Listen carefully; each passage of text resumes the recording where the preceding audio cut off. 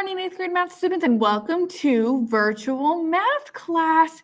Today, we're going to be talking about multiplying with exponents.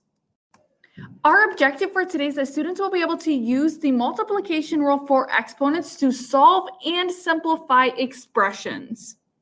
So jumping right on in, whenever we have the expression 10 squared and 10 cubed, or 10 to the second power times 10 to the third power, if I expanded this out, that would be 10 times 10, because that would be 10 squared. And then I would be multiplying that by 10 times 10 times 10, because that is 10 cubed. So I have 10 squared first, and then 10 cubed second. Now, how many 10s am I multiplying together total? I have 10 times 10 times 10 times 10 times 10.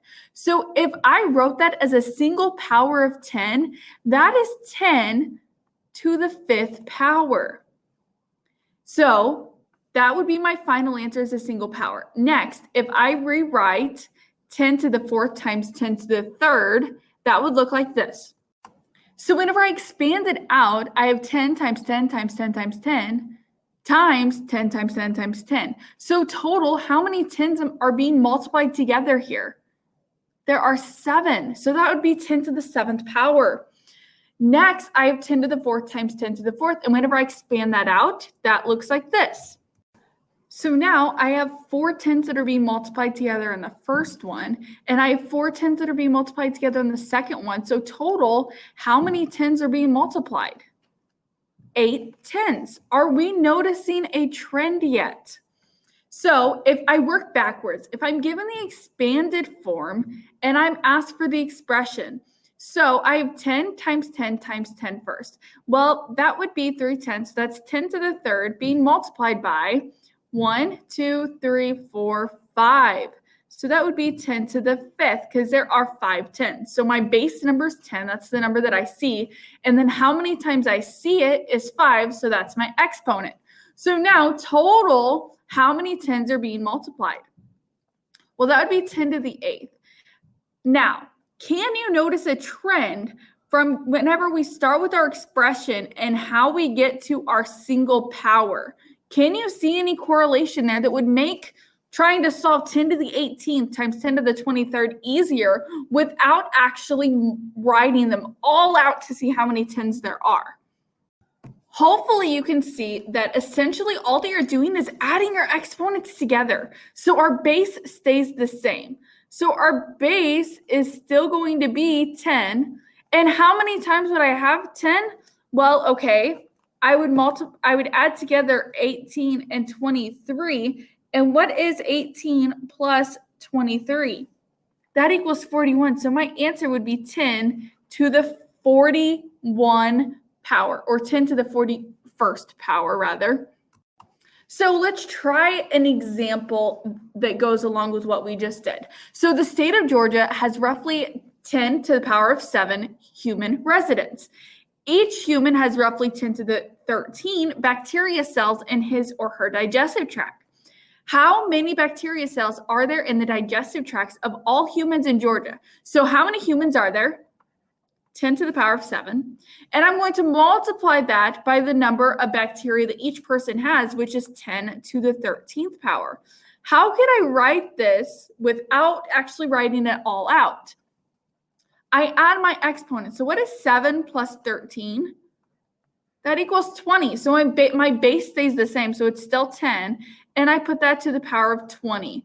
And then if I wrote this out, that would be a 1 with 20 zeros after that, which would be a huge number. So I'm just going to leave it as 10 to the power of 20.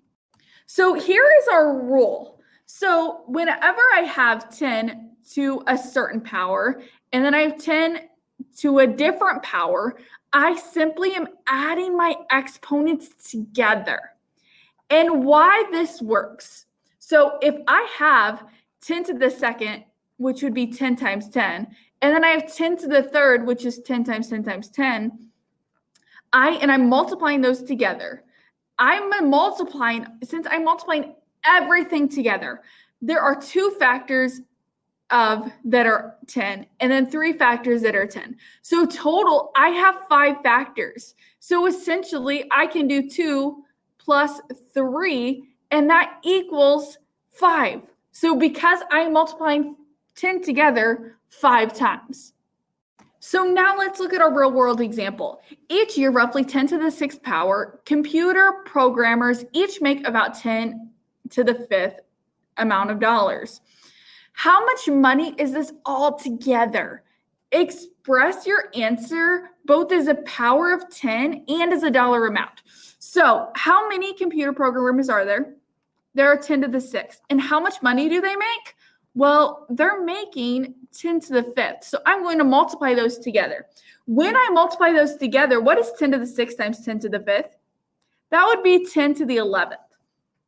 Now, so what would this be as a dollar amount? Well, it's going to be a huge number. So that would be a 1. And this only works with tens, but that would be a 1 with 11 zeros. So 1, 2, 3, 4, 5, 6, 7, 8, 9, 10, 11. And then if I go backwards and I put my lovely commas in there, that's $100 billion. That is insane. So that's how much money computer programmers in the world make. So if you want to be a computer programmer, it sounds like you'll make a lot of money. Okay, so these ones I want us to try on our own. So A, what would the answer to A be? Well, if I add 3 plus 9, that would be 10 to the 12th. B, what would our answer to B be? Well, 10, that would be a 1 there, if that helps. So that would be 10 to the 5th power. What about C?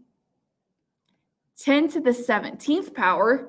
D, what did we get our answer to be? 10 to the 6th power. Good job. Now for E, what did we get? Hopefully we got 10 to the 17th power. And for F, what did we get? Well, if I do 6 plus 6 plus 6, that equals 18. So my answer should be 10 to the 18th power. Hopefully you got this. I think we're doing really good. So keep it up. And lastly, does this same trick work if we have different bases? So far, remember that our bases are the big number or the whole number. So for other bases, so on here, our base would be 3. So would it work the same? So if I stretch this out how we were doing earlier, it would look like this. So I would have 3 multiplied by itself 5 times, and then multiply by 3 times itself 2 times. So total, how many 3s are being multiplied together? That would be 3 to the 7th. So does it work the same way?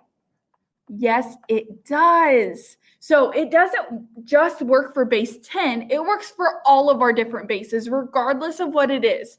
So using that, 8 to the 3rd times 8 to the 6th, what would that equal? 8 to the 9th power.